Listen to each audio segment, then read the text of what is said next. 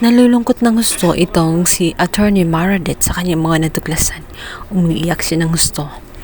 Ngunit maaabutan siya ng kanyang anak na si Era at sasabihin nito na ganun ba umano siya kaapektado kung hindi naman siya sigurado kung totoo ang mga pinagsasabi nitong si Ramir.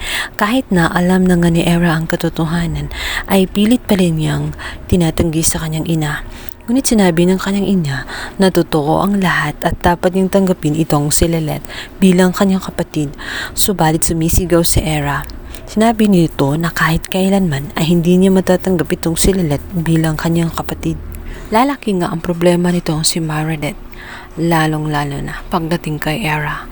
Galit na galit si Era dito kay Lelet. Paano niya matatanggap ang katotohanan iyon? Bukod pa roon, pinaproblema din niya dahil nga sa marami siyang naging atraso dito kay Lelet. Paano nga niya ipagtatapat ang katotohanan sa kanya, gayong galit na galit itong si Lelet. Sinabi niya kay Frankie na nakonsensya siya sa kanyang ginagawa. Matagal niyang hinahanap ang kanyang anak, ngunit hindi niya sukat akalain na ang kaharap niya pala ay anak na pala niya at lumalayo ng gusto sa kanyang maling pagtrato. Balik nga itong si Lelet sa opisina dahil may daladala nga siyang folder na sa kanyang kasamahan. Dito nga ay maabutan siya nitong si Meredith. Bigla siya nitong tatawaging Lily. Kaya naman magulat at magtaka itong si Lelet kung bakit. Tama ba ang kanyang narinig? Lily ba or Lelet? Para hindi magduda nga itong si Lelet ay sinabi nga ni Frankie na tama ang kanyang narinig na ay siya makausap nitong si Meredith. Matapos niyang ibalik ang mga gamit ay gusto niya na dumiretso ito sa kanyang opisina dahil may mahalaga siyang sasabihin. Naman itong si Meredith, matapos pumayag itong si Lelet, nakausapin pa rin siya sa kabila nga ng maraming siyang nagawang kasalanan dito. Sinabi niya kay Frankie na ito na nga yung pagkakataon. Kailangan niya samantalahin habang open pa si Lelet na kausapin siya nang sa ganun ay malaman ni Lelet ang katotohanan. Samantala, sa loob ng opisina nitong si Meredith ay binantayan naman sila nitong si Frankie sa labas. Dahil haharangan niya sakaling mang darating itong si Era dahil alam nito na ayaw nito na lumapit pa si Meredith dito kay Lelet. Galit na galit siya dito kay Lelet kung kahit ito lang pagkakataon na kausapin nga niya habang wala pa nga itong si Era.